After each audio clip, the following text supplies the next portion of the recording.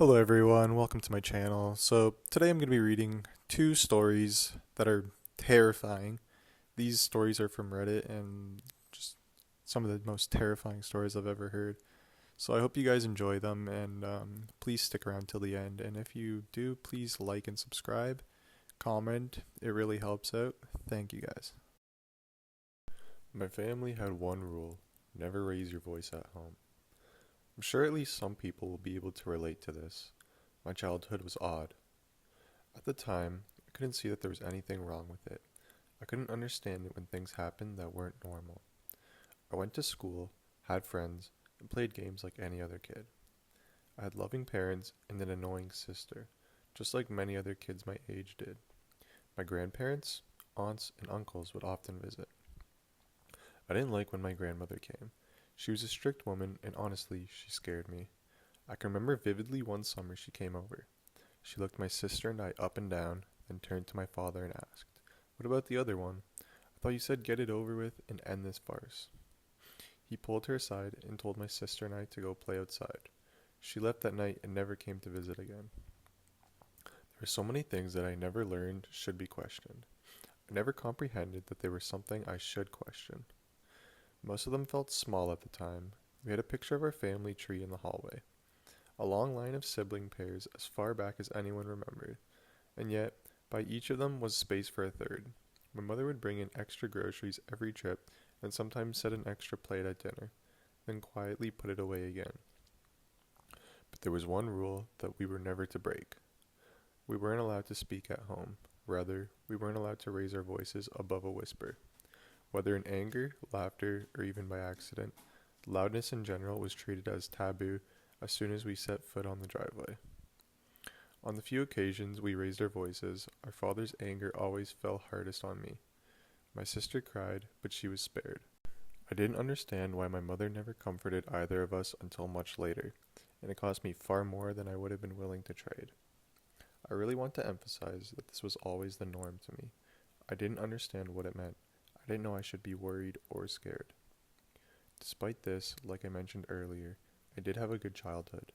My parents truly loved us both, and it was rare that we got into trouble.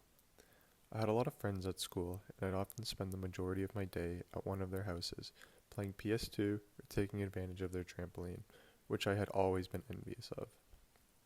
My dad didn't like it. Anytime I wanted to get permission for a playdate or a sleepover, I would ask my mom. This would be followed by tense, coarse whispers between the two of them in their room. Sometimes they'd let me, other times not. Hindsight truly is a taunting thing. I can't tell you how many nights I've spent laying awake wishing my dad had won those hushed arguments. I wished to myself as I toss and turn that I hadn't been born to my parents, that I hadn't been born at all. But even more vicious than hindsight is the past itself. It stands with absolute resoluteness. It is unchangeable and unforgettable, a wound that never heals until the day the afflicted passes away. Siblings are supposed to be mean to each other when they're young. It's part of how they grow up, how they learn social skills. So when my friends suggested that we scare my sister during a sleepover, I was immediately on board. I wasn't allowed to have friends over at our house, but I told them I could record all of it and show them the next day. I was beyond excited to have something to rub in my sister's face. She was the eldest, and I wanted to get the upper hand on her for once. As any little girl would, she screamed when she saw the rubber snake under her pillow. It wasn't a long scream. She covered her mouth with her hands almost as soon as it left her lips, but it was enough. There was a moment of silence right after she screamed that felt never ending. Then my parents ran into the room. They saw her, mouth still covered and eyes wide with terror, then the toy snake on her bed. My father cursed under his breath before scooping up my sister into his arms. My mother looked like she was going to cry. Her eyes darted down before the noises began. Scratching. Something was scratching the wooden floor underneath our feet. Light at first, soft, almost as if it was asking to be let in politely. Then louder. Louder and louder until it was violently clawing away the wood like tissue paper. The boards bent first, bowing upwards as if the house itself were breathing. Then they split, splinters flying, and something began to crawl through. When my father saw what had emerged from below our feet, he set my sister down and stepped away. All he said was, "I'm sorry." He didn't sound angry, he didn't sound afraid, just tired, like he'd been waiting for this, as if he had expected it. It was small. We had raccoons in our backyard that my sister and I would try to catch. At that moment, that's the only size comparison that I could think of. It crawled on its hands and knees, bloated and red as if its skin was being pulled taut over too much of its own body. A putrid, fleshy cord dangled over its shoulders, coiling around its neck before disappearing into its own swollen belly. How could something so sickly, so small, be so strong? Its eyes locked onto my sister, and I jumped between the two. My mother cried out, "No!" Before either of my parents could move, the rotten child seized my ankle and hurled me across the room as if I were a toy soldier. I hit the wall, and my mom came to pick me up, both shielding and restraining me. But even if I had broken free, it wouldn't have mattered. In seconds, it had her. My sister's nails scraped across the floorboards. Her muffled cry cut short as the thing dragged her into the hole below. I heard her scream again, but this time it wasn't her hands that silenced it. The sound of flesh being torn from sinew, ligaments snapping, bones breaking. Then her voice called again. "Mom? Dad?" It pulled itself back up from the darkness. The sight of it now forced me to vomit on the floor. It was bigger, but wrong. Its arms and legs were uneven. Its hands a clutter of mismatched fingers, as though it had been playing with bones the way a child plays with toys, jamming them into place, trying to look like my sister. Patches of her brown hair sprouted from the swollen, red skin, clumps of it slick with blood. Her white teeth were crammed into its gray gums, sharp and uneven, like butcher knives buried in raw meat. But worst of it were the eyes. They were her eyes. I could still see the fear they held only moments ago, the betrayal and terror she had experienced. My father scooped my sister up in his arms and carried her out of the room. I could hear her monstrous, joyful cries as she tried to use her new, stolen voice. The rest of my childhood was spent pretending the monster had always been my sister, pretending that her laugh was hers, that her smile was hers. I was punished more harshly for mistreating her than I ever was for breaking the rule of silence. I moved out when I turned 16 and continued my game of pretend. I pretended my childhood never happened, that I was a normal man with a normal past and a normal family. Only one thing brings me comfort now. No matter how much my parents beg and plead and yell and berate, I will never have children. This ends with me, and it ends with her. I work at a museum. There's a pedestal that's always empty, and its plaque says, "Do not look when occupied." It's no secret that, when in need of money, someone is willing to go to extreme lengths. I'm not morally corrupt enough to murder, but I was still desperate to do things close to that. The divorce had been hard on me, and I wanted to get out of that house and just live on my own. For that, you need green, and my job wasn't paying enough for me to just wander off and change my address so quickly. In retrospect, maybe it wasn't so wise to look for a job on the dark web. Those pay the most, though, and I didn't want to spend my time caring for some kid or old lady, only to get paid $10 an hour. I started browsing whatever forum I could find, and filtered my search so that I wouldn't have to kill anyone or sleep with anyone. After a while, I came across offerings of package deliveries and such things. Deliver this to this address, show up to this house, etc., etc. It was alright by me, but I didn't have a car, and I couldn't just walk for miles with suspicious boxes in my hand. I finally came across this listing. Museum worker needed. $100 an hour. Temporary exhibition hosted somewhere in the suburbs. I checked the address on Google Maps and found some abandoned warehouse at the edge of town. I'd driven by a few times, but when the family car was also my car, I thought I could give it a try. Maybe use some contemporary art stuff, some voodoo statues, or some cursed items. I didn't believe in any of that, so it really wasn't a problem to me. It said I had to be there during the week, from 11 a.m. to 5 p.m., and Sundays were off. The exhibition would run for around 3 months. I quickly added up some numbers. $100 an hour for 6 hours a day for 6 days a week for 3 months. That would certainly cover for a deposit and some second-hand car, I figured. That would be enough to help me get by. I ran through the possibilities of weird implications this ad might have. Maybe the museum was a front for human trafficking, drug dealing, or other illegal things. I don't even know why I said maybe. That was surely the case. I just had to be careful and not look into things too much. Or maybe the exhibition was hosted by some eccentric millionaire who wanted to display his dubious antiques. Either way, $100 is $100. I replied and got an instant response. Next thing I know, I was hired. With the little money that I had, I bought a bike and some headphones to help pass the time. I arrived to the warehouse one Monday at 10 a.m., eager to get the job started and get my money. I wasn't expecting it to be so empty.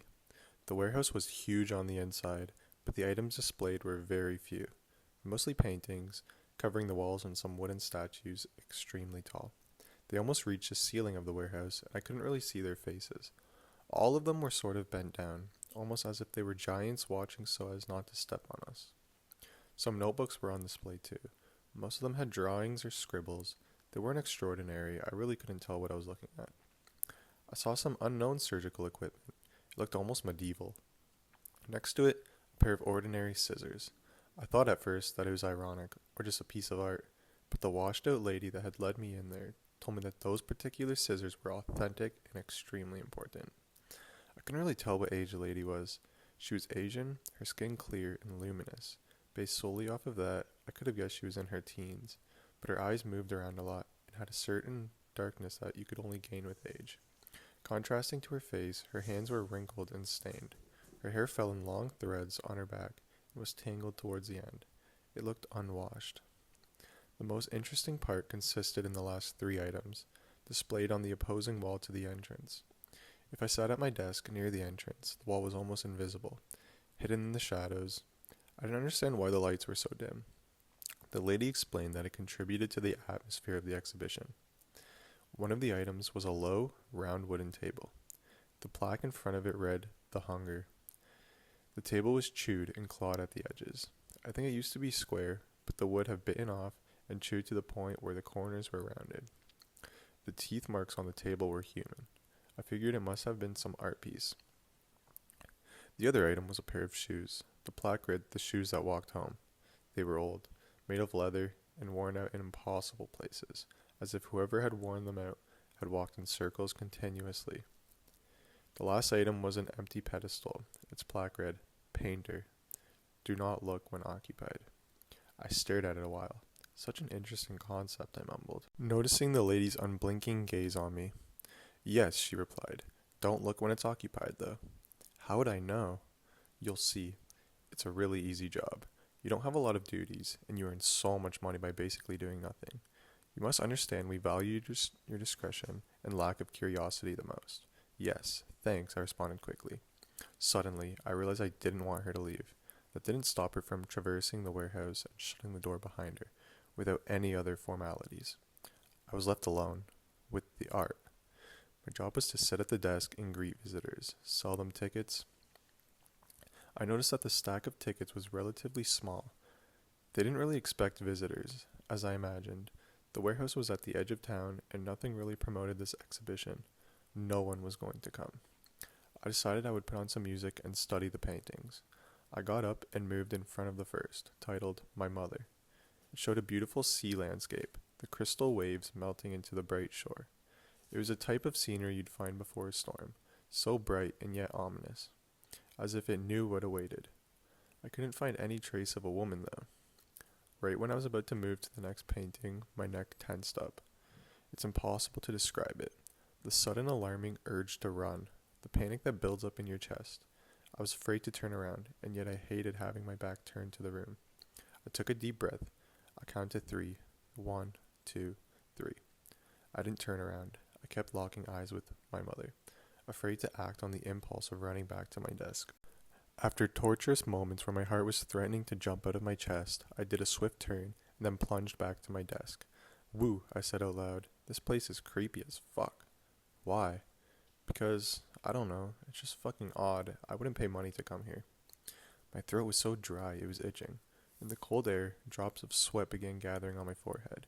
My eyes darted to various points of the room, to the paintings, to the statues, to its corners. Who had I spoken to? Who even was that?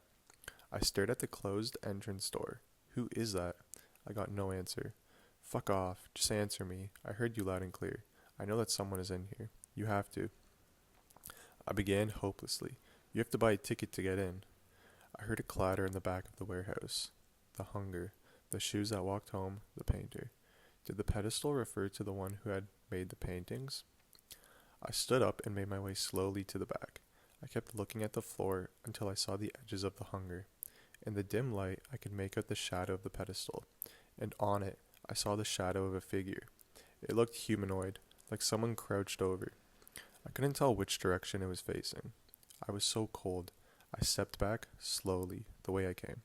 At last, after what felt like billions of years, I sat down on my chair. I spent the remaining time of my shift there, too disturbed to listen to music. At some point, I heard the faint sound of wet footsteps coming from the back. You know when you're little, and you begin recognizing the walk of your family members as they're coming up the stairs? How you can distinguish between your younger brother's upbeat walk and your father's slow, heavy steps? These footsteps sounded as if those two patterns were combined, almost like limping. They went on for a few seconds, then faded without reaching a certain destination. I swore to myself that I would quit the next day. However, when I saw the bank transfer that night, I thought it wasn't really a bad job. It's not like I was being chased around or hurt in any way. I just had to sit down. I dreamt, however, of those footsteps reaching me at last. It's Tuesday, and as I'm writing this, I can hear them faintly in the back. I just hope that they appreciate my discretion. I wonder if the hunger and the shoes that walked home are connected in some way, but they don't pay me to be curious.